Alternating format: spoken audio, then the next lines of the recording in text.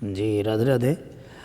भागवत धर्म दर्शन YouTube channel में समस्त भगवत प्रेमी भक्तों को, विद्यार्थी जनों को एवं संत महापुरुषों को हार्दिक स्वागत करते हैं। हम लोग गोपाल सहस्र नाम स्तोत्रम पाठ करना सीख रहे हैं।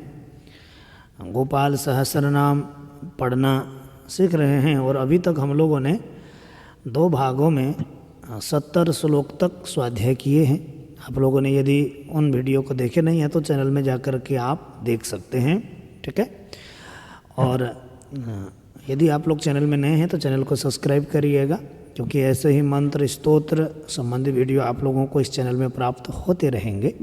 और यदि आप यथाशक्ति सहयोग सेवा करना चाहें तो दिए हुए नंबर पर आप लोग यथाशक्ति योगदान कर सकते हैं, ताकि ऐसा कार्य आगे भी बढ़ता रहे, आश्रम का भी सुचारू रूप से संचालन होता रहे। आश्रम का जीर्णोद्धार हेतु आप लोग यथाशक्ति सहयोग सेवा कर सकते हैं। तो चलिए विलंब ना करते हुए आज के पाठ में हम लोग प्रवेश करेंगे। और 71वां श्लोक इस प्रकार से है, देखिएगा। शोभात्मकः शुभः शास्त्र, शुभात्मकः शुभशास्ता, शोभात्मकः शुभः शास्त्र, शुभात्मकः शुभशास्ता, प्रशास्ता मेघनादः, मेघ प्रशास्ता मेघनादः, प्रशास्ता मेघनादः, प्रशास्ता मेघनादः, शोभात्मकः शुभः शास्त्र, प्रशास्ता मेघनादः,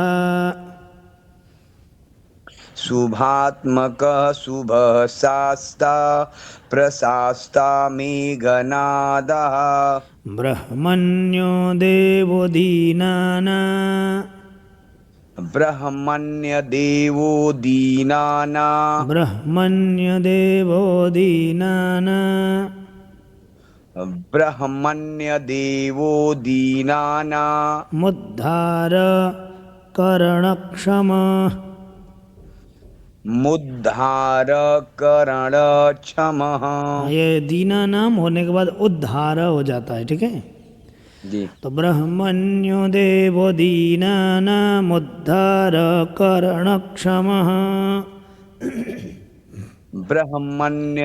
ब्रह्मण्यदेवो दीनानां, मुद्धारकरणक्षमः। ऊपर से बोलना।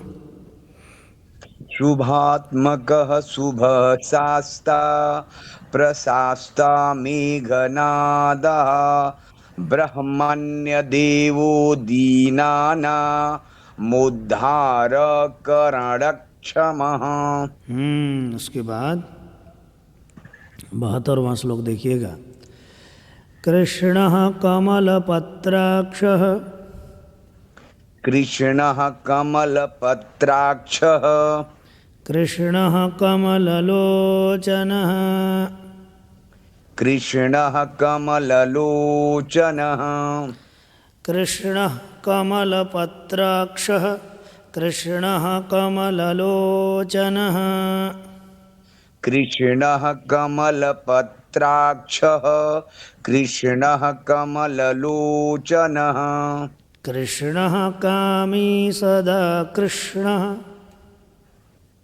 कृष्णः कामी सदा कृष्णः, समस्तप्रियकारकः, समस्तप्रियकारकः, कृष्णः कमलपत्राक्षः, कृष्णः कमललोचनः, कृष्णः कामी सदा कृष्णः, समस्तप्रियकारकः।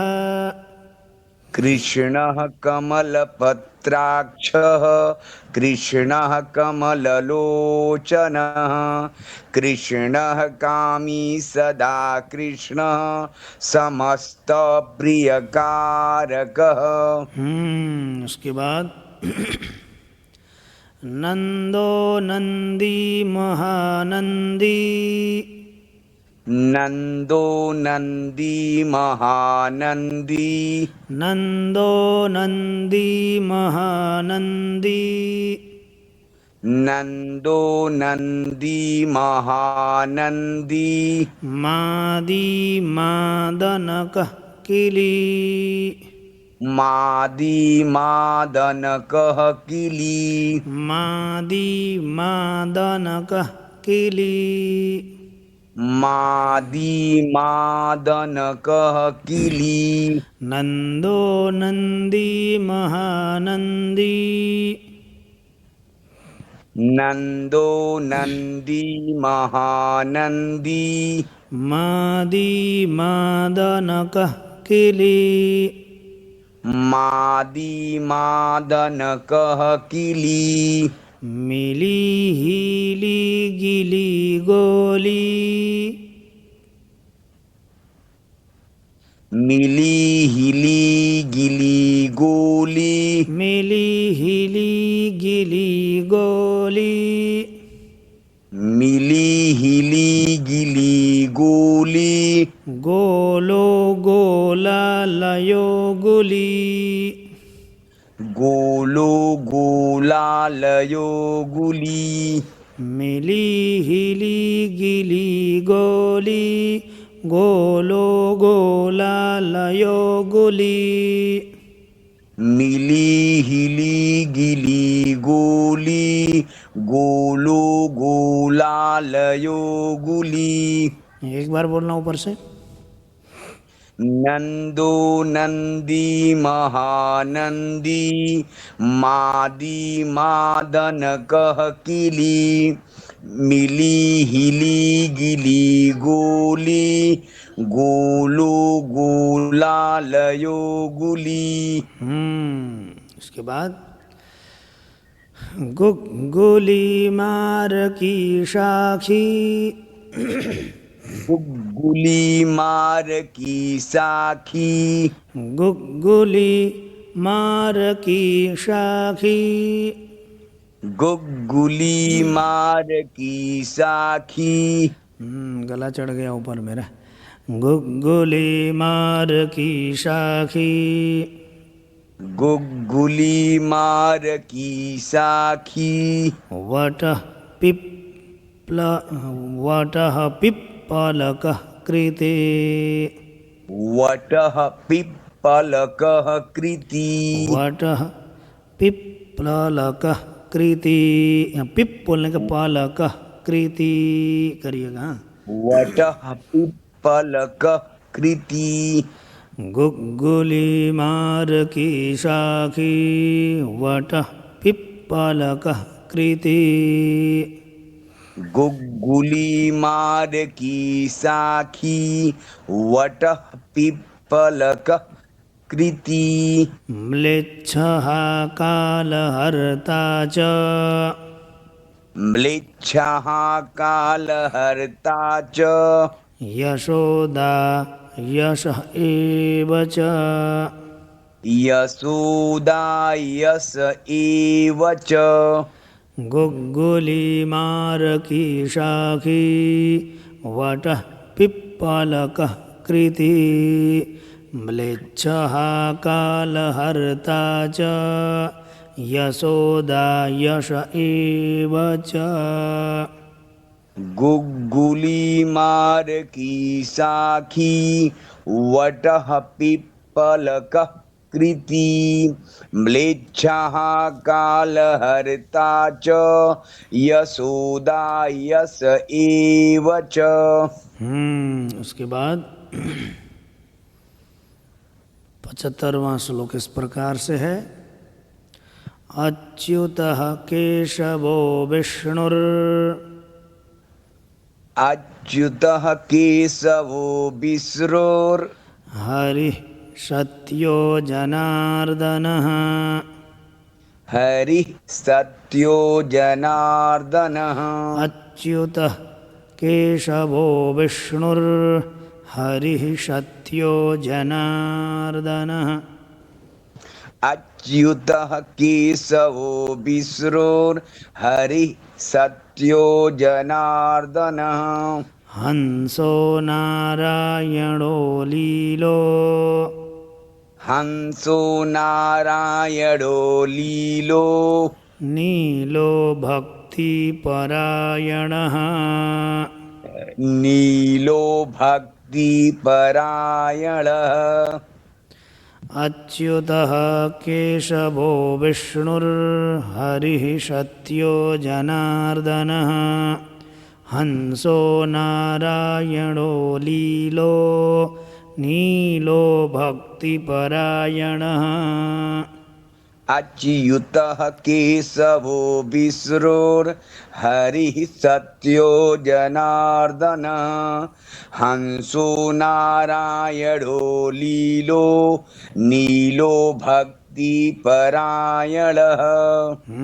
उसके बाद जानकी वल्लभो रामो जानकी वल्लभो रामो जानकी वल्लभो रामो जानकी वल्लभो रामो विरामो विघ्ननाशनः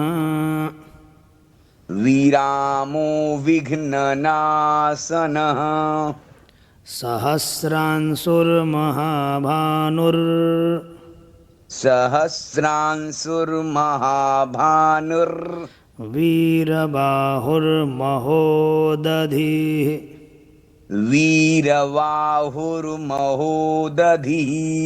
जानकी वल्लभो रामो विरामो विघ्ननाशनः सहस्रांशुर्महाभानुर्वीरबाहुर्महोदधिः जानकी वल्लभो रामो विरामो विघ्ननाशनः सहस्रांशुर्महाभानुर्वीरबाहुर्महोदधिः। उसके बाद समुद्रोब्धिरकूपारः समुद्रो भी समुद्रो समुद्रो समुद्रोधीर कूपारः समुद्रोब्धिरकूपारः समुद्रोधीर कूपारः पारावारः सरित्पतिः पारावारः सरित्पतिः समुद्रोब्धिरकूपारः पारावारः सरित्पतिः समुद्रोधीर कूपारः पारावारः सरित्पतिः गोकुलानन्दकारी च गोकुलानन्दकारी च प्रतिज्ञापरिपालकः प्रतिज्ञापरिपालकः समुद्रोब्धिरकूपारः पारावारः सरित्पतिः गोकुलानन्दकारी च प्रतिज्ञापरिपालकः समुद्रोधीर कूपारः पारावारः सरित्पतिः गोकुलानन्दकारी च प्रतिज्ञापरिपालकः सदा रामः कृपारामो सदा रामः कृपारामो महारामो धनुर्धरः महारामो धनुर्धरः पर्वतः पर्वताकारो पर्वतः पर्वताकारो गयो गेयो द्विजप्रियः गयो गेयो द्विजप्रियः सदा रामः कृपारामो महारामो धनुर्धरः सदा रामः कृपारामो महारामो धनुर्धरः पर्वतः पर्वताकारो गयो गेयो द्विजप्रियः। सदा रामः कृपारामो महारामो धनुर्धरः पर्वतः पर्वतागारो गयो गेयो द्विजः प्रियः।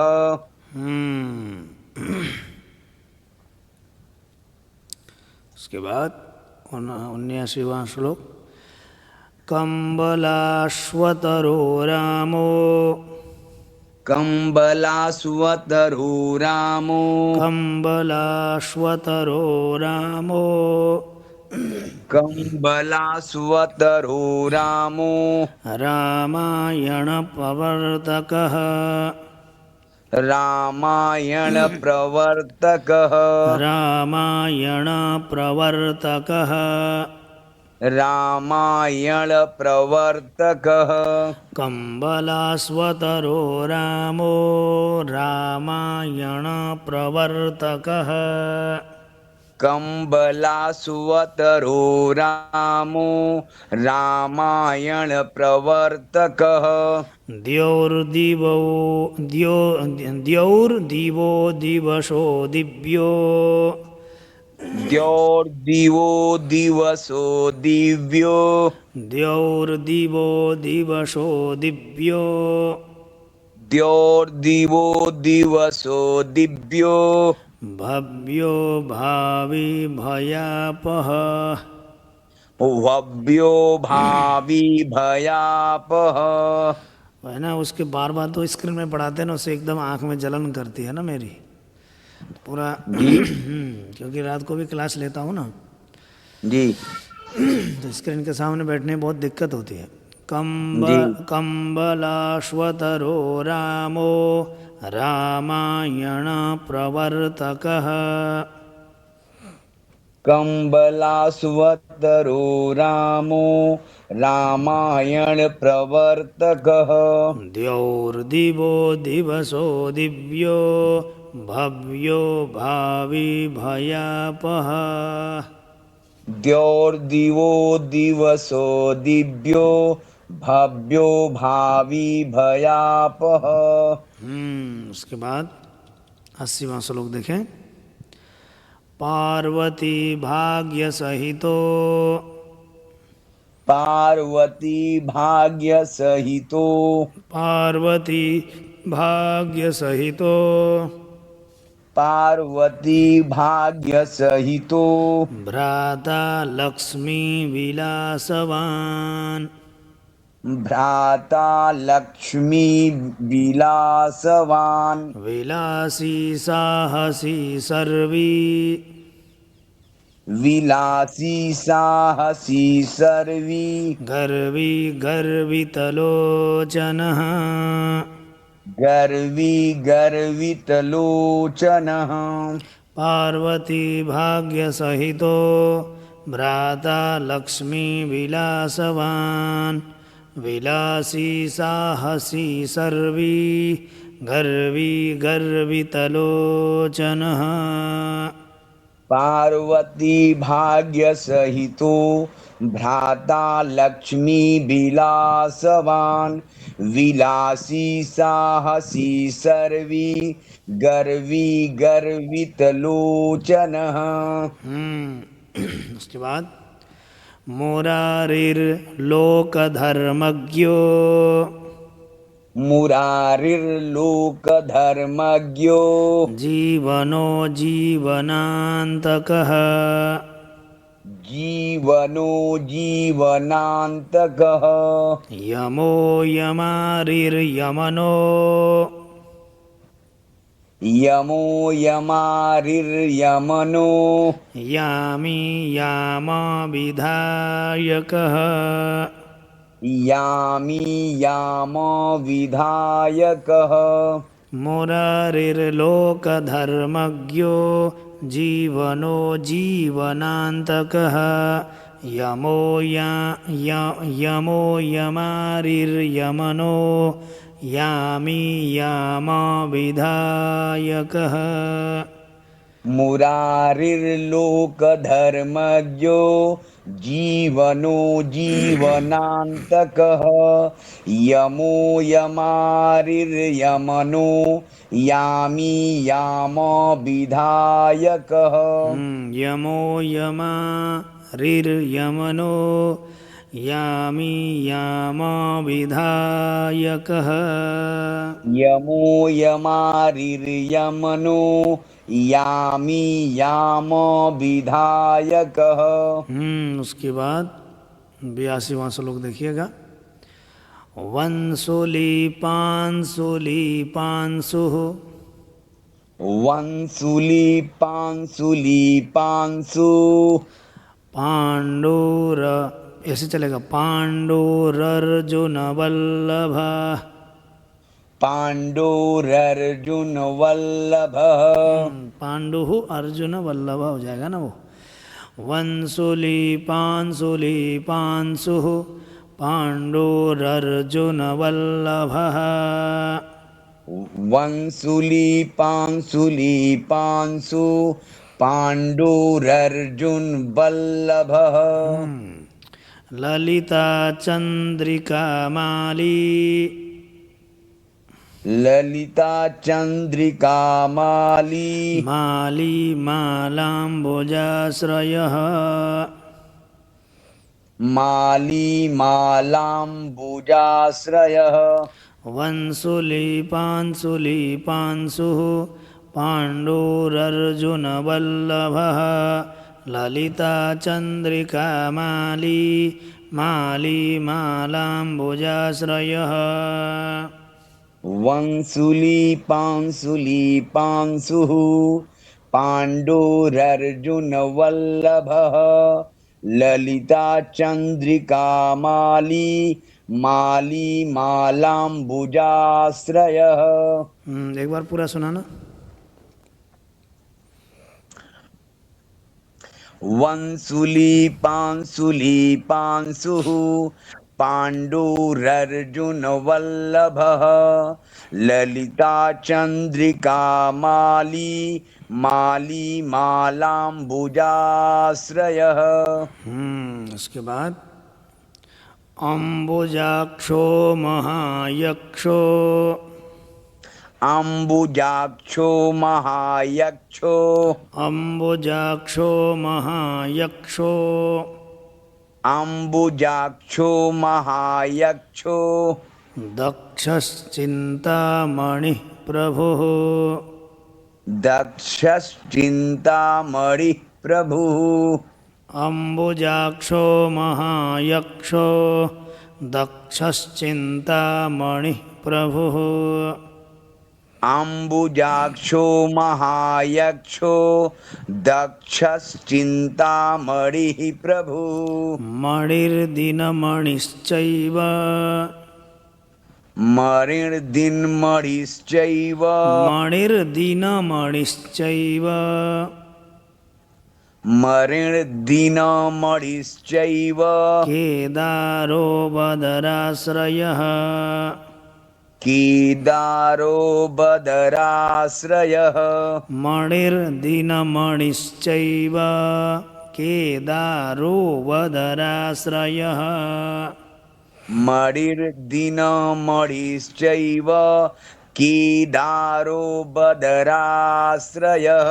अम्बुजाक्षो महायक्षो दक्षश्चिन्तामणिः प्रभुः। मणिर्दिनमणिश्चैव केदारो बदराश्रयः। अम्बुजाक्षो महायक्षो दक्षश्चिन्तामणिः प्रभुः। मणिर्दिनमणिश्चैव केदारो बदराश्रयः। उसके बाद वदरी वन संप्रीतो,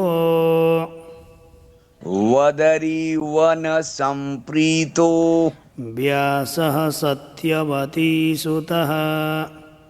व्यासः सत्यवती सुतः। वदरी वन संप्रीतो व्यासः सत्यवती सुतः। बदरीवन संप्रीतो व्यासः सत्यवती सुतः अमरारी निहंता च अमरारी निहंता च अमरारी निहंता च अमरारी निहंता च सुधा सिंधुर्विधूदयः सुधा सिन्धुर्विधूदयः सुधा सिंधुर्विधूदयः सुधा सिन्धुर्विधूदयः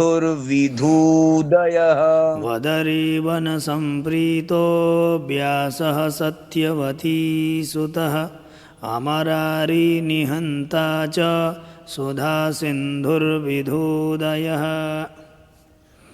बदरीवन संप्रीतो व्यासः सत्यवती सुतः अमरारी निहंता च सुधा सिन्धुर्वधूदयः। उसके बाद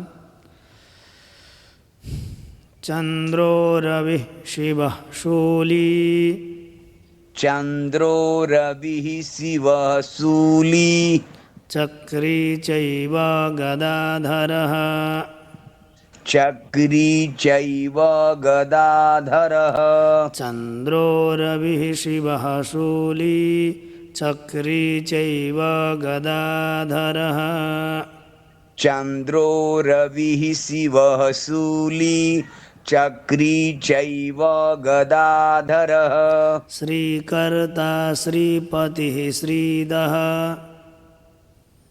श्रीकर्ता श्रीपतिः श्रीदः श्रीदेवो देवकीसुतः श्रीदेवो देवकीसुतः चंद्रो रविः शिवः शूली चक्री चैव गदाधरः चंद्रो रविः शिवः शूली चक्री चैव गदाधरः श्रीकर्ता श्रीपतिः श्रीदः श्रीदेवो देवकीसुतः श्रीकर्ता श्रीपतिः श्रीदः श्रीदेवो देवकीसुतः। उसके बाद श्रीपतिः पुंडरीकाक्षः श्रीपतिः पुंडरीकाक्ष पद्मनाभो जगत्पतिः पद्मनाभो जगत्पतिः वासुदेवो प्रमेयात्मा वासुदेवो प्रमेयात्मा केशवो गरुडध्वजः केशवो गरुडध्वजः श्रीपतिः पुंडरीकाक्षः पद्मनाभो जगत्पतिः वासुदेवो प्रमेयात्मा केशवो गरुडध्वजः श्रीपतिः पुंडरीकाक्ष पद्मनाभो जगत्पतिः वासुदेवो प्रमेयात्मा केशवो गरुडध्वज। ड का उच्चारण होगा कि र का होगा? गरुडध्वजः गरुड़ध्वजः ड दिया है गुरुजी। हाँ डद आ जाएगा ना वो गरुड़ध्वज डद डद आ जाएगा ना वो उसमें टच में आ जाता है ना वो जी। हाँ श्रीपतिः पुंडरीकाक्षः पद्मनाभो जगत्पतिः वासुदेवो प्रमेयात्मा केशवो गरुडध्वजः श्रीपतिः पुंडरीकाक्ष पद्मनाभो जगत्पतिः वासुदेवो प्रमेयात्मा केशवो गरुड़ध्वजः। दोबारा बोलना एक बार। श्रीपतिः पुंडरीकाक्ष कांक्षा नहीं पद्मनाभो कांक्षा नहीं काक्षः कहाँ काक्ष गलत बोल रहे हैं। श्रीपति पुंडरीकाक्ष पद्मनाभो जगतपति वासुदेवो प्रमेयात्मा केशवो गरुड़ ध्वज। इसके बाद ड ना। को गुरु जी औलंग का उच्चारण देंगे क्या? हाँ, ड को औलंग का उच्चारण नहीं, देंगे। ड ही आएगा ना, गरुड़ हो जाएगा ना, ड हो जाएगा ना, वो थोड़ा हल्का हो जाएगा वो। गरुड़ ध्वज। हाँ, ऐसा हो जाएगा। जी। नारायण परम धाम। नारायण परं परं धाम। नारायण परम धाम। गुरुजी नौ का साउंड होगा ना इसमें? नहीं, वो ये बिंदी दे दिया है, लेकिन नारायण 1 2 3 4 परम धाम। परम धाम, ठीक है, परम धाम भी बोल सकते हैं। नारायण 4 हो गए, जी। परम धाम, ठीक है, कोई दिक्कत नहीं है। नारायण परं धाम। देवदेवो महेश्वर। देवदेवो महेश्वरः। चक्रपाणि कलापूर्णो। चक्रपाणिः कलापूर्णो। वेदवेद्यो दयानिधिः। वेदवेद्यो दयानिधिः। नारायण, यहाँ पे परम परन दोनों बोल सकते हैं, ठीक है। जी। नारायण परम धाम।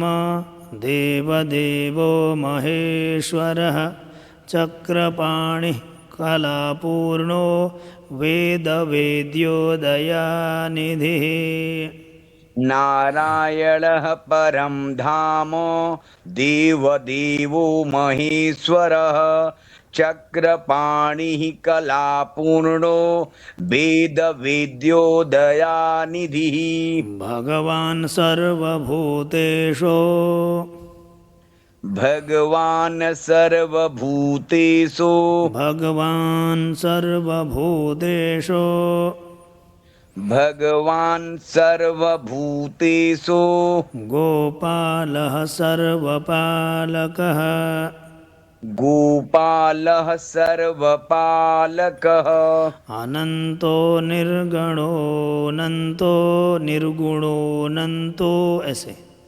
अनन्तो निर्गुणोऽनन्तो। निर्विकल्पो निरञ्जनः। निर्विकल्पो निरञ्जनः।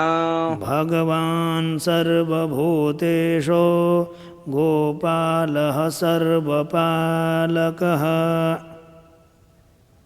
भगवान् सर्वभूतेषु गोपालः सर्वपालकः।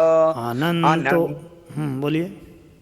अनंतो निर्गुणोऽनंतो निर्विकल्पो निरंजनः। उसके बाद निराधारो निराकारो। निराधारो निराकारो। निराभासो निराश्रयः। निराभासो निराश्रयः। पुरुषः प्रणवातीतो। पुरुषः पुरुषः प्रणवानीतो। प्रणवातीतो। पुरुषः प्रणवातीतो। मुकुन्दः परमेश्वरः। मुकुन्दः परमेश्वरः। निराधारो निराकारो निराभासो निराश्रयः। पुरुषः प्रणवातीतो मुकुन्दः परमेश्वरः। निराधारो निराकारो निराभासो निराश्रयः। पुरुषः प्रणवातीतो मुकुन्दः परमेश्वरः। उसके बाद 90वां श्लोक इस प्रकार से है। क्षणावनि सार्वभौमो। क्षणावनिः सार्वभौमो। वैकुण्ठो भक्तवत्सलः। वैकुण्ठो भक्तवत्सलः विष्णुर्दामोदरः कृष्णो विष्णुर्दामोदरः कृष्णो माधवो मथुरापतिः माधवो मथुरापतिः क्षणावनिः सार्वभौमो क्षणावनिः सार्वभौमो वैकुण्ठो भक्तवत्सलः वैकुण्ठो भक्तवत्सलः विष्णुर्दामोदरः कृष्णो विष्णुर्दामोदरः कृष्णो माधवो मथुरापतिः माधवो मथुरापतिः क्षणावनिः सार्वभौमो वैकुण्ठो भक्तवत्सलः विष्णुर्दामोदरः कृष्णो माधवो मथुरापतिः क्षणावनिः सार्वभौमो वैकुण्ठो भक्तवत्सलः विष्णुर्दामोदरः कृष्णो माधवो मथुरापतिः। उसके बाद अरे ये क्या हो गया है। देवकी गर्भसम्भूतो देवकी गर्भसम्भूतो देवकी गर्भसम्भूतो देवकी गर्भसम्भूतो यशोदावत्सलो हरिः यशोदावत्सलो हरिः देवकी गर्भसम्भूतो यशोदावत्सलो हरिः देवकी गर्भसम्भूतो यशोदावत्सलो हरिः शिवः सङ्कर्षणः शम्भुर् शिवः सङ्कर्षण शम्भो भूतनाथो दिवस्पतिः भूतनाथो दिवस्पतिः देवकी गर्भसम्भूतो यशोदावत्सलो हरिः शिवः सङ्कर्षणः शम्भुर्भूतनाथो दिवस्पतिः देवकी गर्भसम्भूतो यशोदावत्सलो हरिः शिवः सङ्कर्षण शम्भुर्भूतनाथो दिवस्पतिः। उसके बाद अव्ययः सर्वधर्मज्ञो अव्ययः सर्वधर्मज्ञो निर्मलो निरुपद्रवः निर्मलो निरुपद्रवः अव्ययः सर्वधर्मज्ञो निर्मलो निरुपद्रवः अव्ययः सर्वधर्मज्ञो निर्मलो निरुपद्रवः निर्वाणनायको नित्यो निर्वाणनायको नित्यो निर्वाणनायको नित्यो निर्वाणनायको नित्यो नीलजी मुतसन्निभः नीलजी मूतसन्निभः अव्ययः सर्वधर्मज्ञो निर्मलो निरुपद्रवः निर्वाणनायको नित्यो नीलजी मूतसन्निभः। नीलजी एक में बोलना है गुरुजी। नीलजी बोल के बोल सकते हो ना। अव्ययः सर्वधर्मज्ञो निर्मलो निरुपद्रवः निर्वाणनायको नित्यो नीलजी मूतसन्निभः। उसके बाद 93वां श्लोक इस प्रकार से है। कालाक्षयश्च सर्वज्ञः कलाक्षयश्च सर्वज्ञः कलाक्षयश्च सर्वज्ञः कलाक्षयश्च सर्वज्ञः कमलारूपतत्परः कमलारूपतत्परः कलाक्षयश्च सर्वज्ञः कमलारूपतत्परः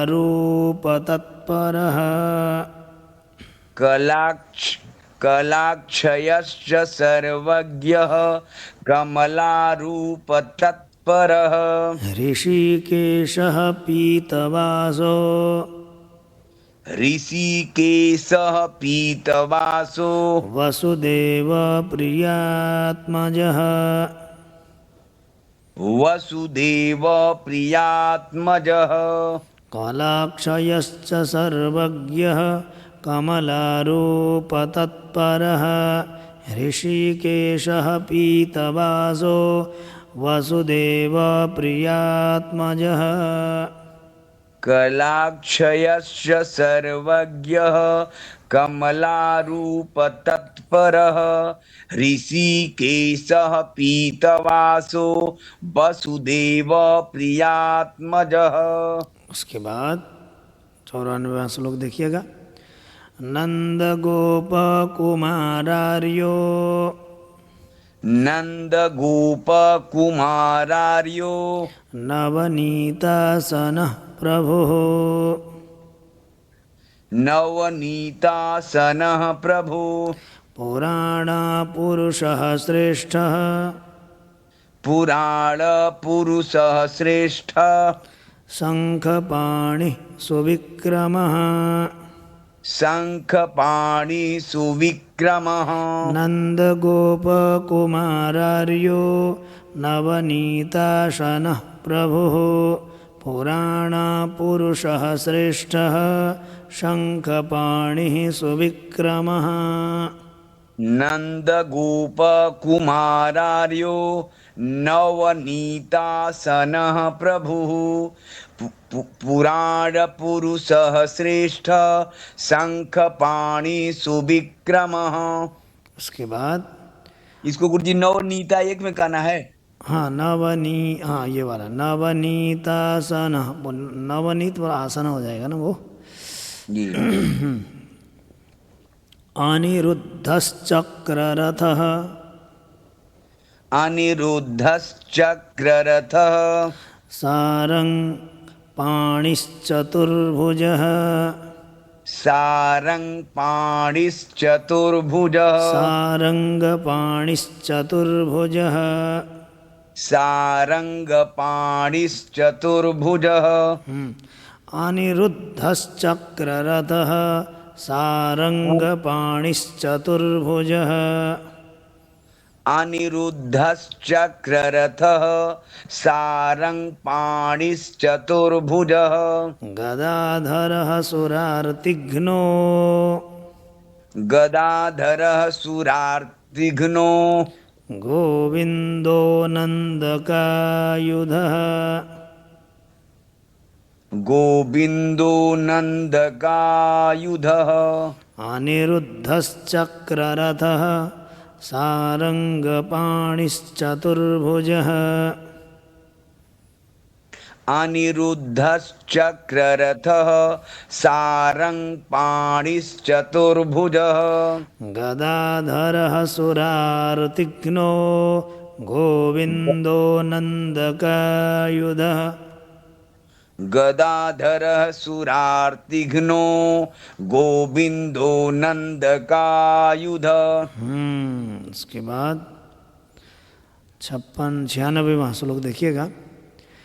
वृंदावनाचरः सौरीर वृन्दावनचरः सौरिर् वेणुवाद्य विशारदः वेणुवाद्य विशारदः तृणावर्तान्तको भीमो तृणावर्तान्तको भीमो साहसो बहुविक्रमः साहसो बहुविक्रमः वृन्दावनाचरः शौरिर्वेणुवाद्यविशारदः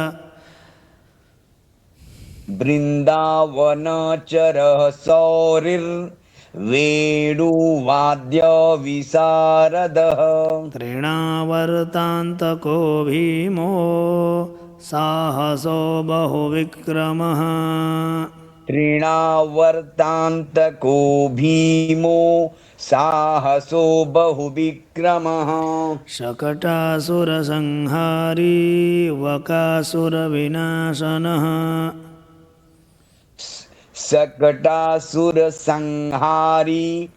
वकासुरविनाशनः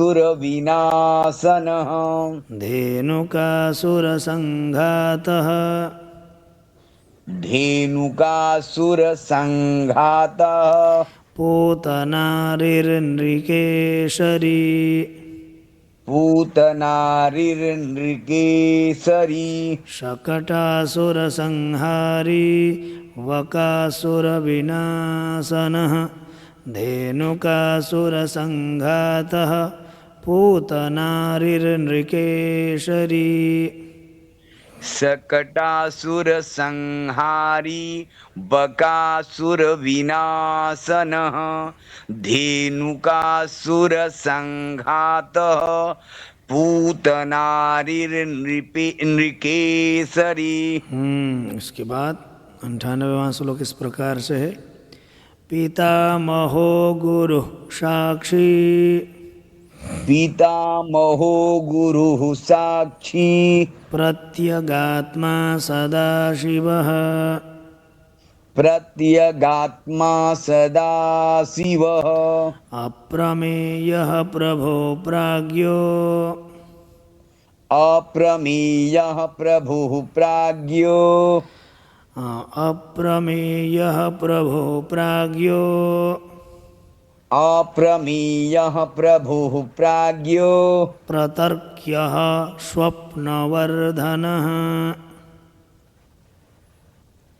प्रतर्क्यः प्रतर्क्यः प्रतर्क्यः प्रतर्क्यः प्र के बाद तर्क्यः प्रतर्क्यः प्रतर्क्यः अलग बोल देना है, तर्क्यः हाँ अलग बोलना है। प्रतर्क्यः स्वप्नवर्धनः प्रतर्क्यः स्वप्नवर्धनः पितामहो गुरु साक्षी पितामहो गुरुः साक्षी प्रत्यगात्मा सदाशिवः प्रत्यगात्मा सदाशिवः अप्रमेयः प्रभुः प्राज्ञो अप्रमेयः प्रभुः प्राज्ञो प्रतर्क्यः स्वप्नवर्धनः प्रतर्क्यः स्वप्नवर्धनः। उसके बाद धन्यो मान्यो भवो भावो धन्यो मान्यो भवो भावो धन्यो मान्यो भवो भावो धन्यो मान्यो भवो भावो धीरः शान्तो जगद्गुरुः धीरः शान्तो जगद्गुरुः अन्तर्यामीश्वरो दिव्यो अन्तर्यामीश्वरो दिव्यो दैवज्ञो देवता गुरुः दैवज्ञो देवता गुरुः धन्यो मान्यो भवो भावो धन्यो मान्यो भवो भावो धीरः शान्तो जगद्गुरुः धीरः शान्तो जगद्गुरुः अन्तर्यामीश्वरो दिव्यो अन्तर्यामीश्वरो दिव्यो दैवज्ञो देवता गुरुः दैवज्ञो देवता गुरु। इसके बाद 100वां श्लोक इस प्रकार से है।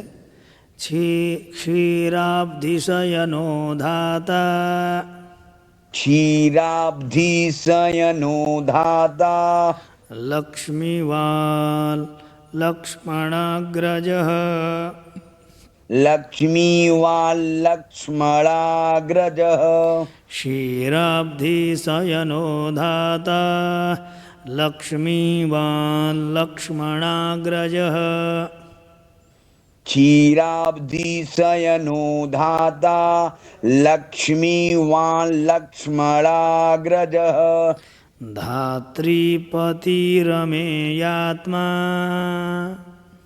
धात्रीपतिरमेयात्मा धात्रीपतिरमेयात्मा धात्रीपतिरमेयात्मा चन्द्रशेखरपूजितः चन्द्रशेखरपूजितः धात्रीपतिरमेयात्मा चन्द्रशेखरपूजितः धात्रीपतिरमेयात्मा चन्द्रशेखरपूजितः। तो इतने ही देखें अभी एक भाग में, ठीक है। 100 तक हो गए हैं हम लोग, वीडियो ज़्यादा लंबा भी नहीं हो जाएगा। हाँ 100 है, इसके बाद कितने श्लोक हैं? 100 के बाद इधर है गुरुजी 23, तो इधर है 23 के बाद 42 अभी होंगे। बहुत लंबा है गुरुजी, थोड़ा और कर ले, नहीं तो बहुत लंबा हो जाएगा। अच्छा चलो आगे देखते हैं। तो 101वां श्लोक इस प्रकार से है। लोक साक्षी जगच्चक्षुः लोक साक्षी जगच्चक्षुः लोक साक्षी जगच्चक्षुः लोक साक्षी जगच्चक्षुः पुण्यचारित्रकीर्तनः पुण्यचारित्रकीर्तनः लोक साक्षी जगच्चक्षुः लोक साक्षी जगच्चक्षुः पुण्यचारित्रकीर्तनः पुण्यचारित्रकीर्तनः कोटिमन्मथ सौन्दर्यो कोटिमन्मथ सौन्दर्यो जगन्मोहन विग्रह जगन्मोहन विग्रह लोकसाक्षी जगच्चक्षुः पुण्यचारित्रकीर्तनः कोटिमन्मथ सौन्दर्यो जगन्मोहन विग्रह लोक साक्षी जगच्चक्षुः लोक साक्षी जगच्चक्षुः पुण्यचारित्रकीर्तनः कोटिमन्मथ सौन्दर्यो जगन्मोहन विग्रह। उसके बाद 102 देखिएगा। मंदस्मिततमो गोपो मंदस्मिततमो गोपो गोपिका परिवेष्टितः गोपिका परिवेष्टितः फुल्लारविन्दनयनस् फुल्लारविन्दनयनस् चाणूरान्ध्रनिषूदनः चारूरान्ध्रनिषूदनः मन्दस्मिततमो गोपो गोपिका परिवेष्टितः फुल्लारविन्दनयनश्चाणूरान्ध्रनिषूदनः मन्दस्मिततमो गोपो गोपिका परिवेष्टितः फुल्लारविन्दनयनश्चारूरान्ध्रनिषूदनः इन्दीवरदलश्यामो इन्दीवरदलश्यामो वर्हि वर्हावतंसकः वर्हि वर्हा वरहि वतंसक वर्हा वर वर ऐसे ना वरहि वर्हा वतंसकः वर्हि वर्हा वतंसकः इन्दीवरदलश्यामो बर्हि वर्हा वतंसकः इंदीवरदल श्यामो वर्हि वर्हा यहाँ वतंसकः। वर ही नहीं बोलना बर्हि बर है ना ब हाँ, पूरा शुद्ध है। जी बरही बरहा वतंसक। मुरली मुरली नीना नीना दाहलादो। अब यहाँ पे दाहलादो ह है ऊपर, लौ में आ और दो में ओ, तो तो मुर मुरली कर लेंगे फिर मुरली नीना दाहलादो। नीनदा। हाँ नीना दाहलादो। मुरली नीन दाहलादो। हाँ मुरली नीना दाहलादो। मुरली नीन दाहलादो। दिव्यमाल्याम्बराश्रयः दिव्यमालाम्बराश्रयः। दिव्यमाल्याम्बराश्रयः दिव्यमालाम्बराश्रयः। इन्दीवरदलश्यामो बर्हि वर्हावतंसकः मुरलीनीनदाह्लादो दिव्यमाल्याम्बराश्रयः। इंदीवरदल श्यामो बर्हि बर्हावतंसक। मुरली निनदाह्लादो दिव्यमालाम्बराश्रयः। दिव्यमाल्याम्बराश्रयः दिव्यमालाम्बराश्रयः। उसके बाद सुकपोलयुगा शुभ्रो सुकपोलयुगः। फिर से शुभ्रो बोलिए। शुभ्रो शुभ्रो सुकपोलयुगः शुभ्रो सुकपोलयुगः सब शुभ्रो।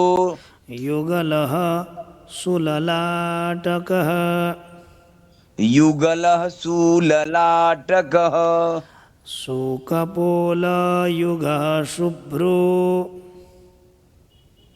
सुकपोलयुगः शुभ्रो। युगलः सुललाटकः युगलः सुललाटकः। कम्बुग्रीवो विशालाक्षो कम्भुग्रीवो विशालाक्षो। लक्ष्मीवान् शुभलक्षणः लक्ष्मीवान् शुभलक्षणः। शोकपोलयुगः शुभ्रो युगलः सुललाटकः कम्बुग्रीवो विशालाक्षो लक्ष्मीवान् शुभलक्षणः। सुकपोलयुगः शुभ्रो युगलः सुललाटकः। कम्भुग्रीवो विशालाक्षो लक्ष्मीवान् शुभलक्षणः। उसके बाद आगे देखो। जी पीनवक्षाश्चतुर्बाहुस् पीनवक्षा चतुर्बाहुः। पीनवक्षाश्चतुर्बाहुष् पीनवक्षाश्चतुर्बाहुः। चतुर्मूर्तिस्त्रिविक्रमः।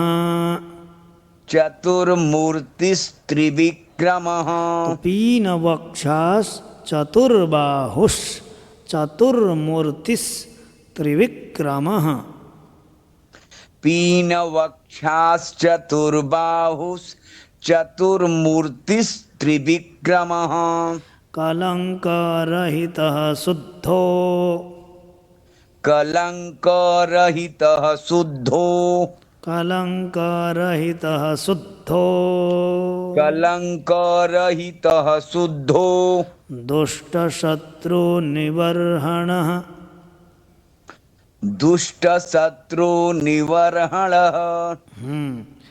पीनवक्षाश्चतुर्बाहुश्चतुर्मूर्तिस्त्रिविक्रमः कलङ्करहितः शुद्धो दुष्टशत्रुनिबर्हणः। पीनवक्षाश्चतुर्बाहुश्चतुर्मूर्तिस्त्रिविक्रमः कलङ्करहितः शुद्धो दुष्टशत्रुनिबर्हण। उसके बाद आगे देखते हैं हम लोग। किरीटकुण्डलधरः किरीटकुण्डलधरः कटकाङ्गदमण्डितः कटकाङ्गदमण्डितः मुद्रिकाभरणोपेतः मुद्रिकाभरणोपेतः मुद्रिकाभरणोपेतः मुद्रिकाभरणोपेतः कटिसूत्रविराजितः कटिसूत्रविराजितः किरीटकुण्डलधरः कटकाङ्गदमण्डितः मुद्रिकाभरणोपेतः कटिसूत्रविराजितः। किरीटकुण्डलधरः कटकाङ्गदमण्डितः मुद्रिकाभरणोपेतः कटिसूत्रविराजितः। उसके बाद मञ्जीररञ्जितप्रदः मञ्जीररञ्जितपदः ये न मञ्जीररञ्जितपदः मञ्जीररञ्जितपदः सर्वाभरणभूषितः सर्वाभरणभूषितः विन्यस्तपादयुगलो विन्यस्तपादयुगलो विन्यस्तपादयुगलो विन्यस्तपादयुगलो दिव्यमङ्गलविग्रह दिव्यमङ्गलविग्रह मञ्जीररञ्जितपदः सर्वाभरणभूषितः विन्यस्तपादयुगलो दिव्यमङ्गलविग्रह मञ्जीररञ्जितपदः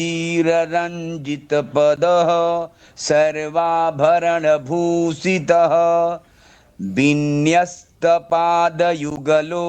दिव्यमङ्गलविग्रह गोपिकानयनानन्दः गोपिकानयनानन्दः पूर्णचन्द्रनिभाननः पूर्णचन्द्रनिभाननः गोपिकानयनानन्दः पूर्णचन्द्रनिभाननः गोपिकानयनानन्दः पूर्णचन्द्रनिभाननः समस्तजगदानन्दः सुन्दरो लोकनन्दनः समस्त जगदानन्दः सुन्दरो लोकनन्दनः यमुनातीरसञ्चारी। अच्छा ये दो यमुना इसको इसको एक बार और बोलो। गोपिका नयनानन्दः पूर्णचन्द्र निभाननः समस्तजगदानन्दः सुन्दरो लोकनन्दनः। गोपिकानयनानन्दः पूर्णचन्द्रनिभाननः समस्तजगदानन्दः सुन्दरो लोकनन्दनः यमुनातीरसञ्चारी। यमुनातीरसञ्चारी राधामन्मथवैभवः राधा मन्मथ वैभवः गोपनारी प्रियोदान्तो गोपनारी प्रियोदान्तो गोपीवस्त्रापहारकः गोपीवस्त्रापहारकः यमुनातीरसञ्चारी राधामन्मथवैभवः गोपनारी प्रियोदान्तो गोपीवस्त्रापहारकः यमुनातीरसञ्चारी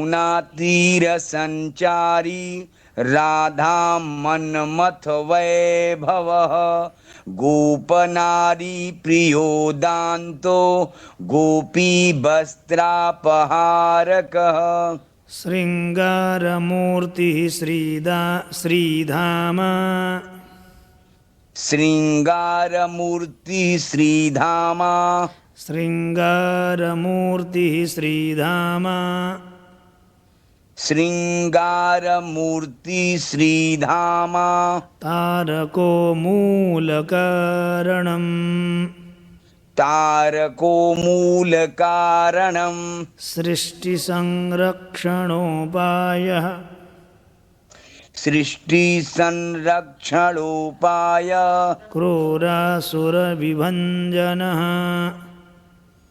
क्रूरासुरविभञ्जनः शृङ्गारमूर्तिः श्रीधाम तारको मूलकारणम् सृष्टिसंरक्षणोपायः क्रूरासुरविभञ्जनः शृङ्गारमूर्ति श्रीधाम तारको मूलकारणम् सृष्टिसंरक्षणोपायः क्रूरासुरविभञ्जनः।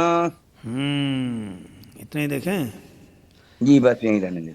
तो कितने बाकी हो जाएंगे अब ये एक भाग में हो जाए 110 है ना गुरु जी। तो इसके बाद 42 है तो मतलब इसमें 32 हो जाएंगे। फिर फलश्रुति 32 और 18 32 8 40 50 है 50 है ना। हाँ तो अंतिम भाग में हो जाएगा। जी जी चलिए ठीक है। तो इस प्रकार से हम लोगों ने 110 श्लोक स्वाध्याय कर चुके हैं गोपाल सहस्र नाम के अंतर्गत। अब अंतिम भाग में आप लोग आगे के जितने भी श्लोक और महात्म्य के साथ में हम लोग अध्ययन करेंगे। इस प्रकार से आप लोग अध्ययन करिएगा, वीडियो को शेयर भी करिएगा ताकि सबको इसका लाभ प्राप्त हो सके। मुझे विदा दीजिएगा। यदि आप लोग यथाशक्ति सहयोग सेवा करना चाहते हैं तो दिए हुए नंबर पर आप लोग कर सकते हैं, या दिए हुए नंबर व्हाट्सएप नंबर है, आप लोग संपर्क कर सकते हैं। जी सभी को राधे राधे।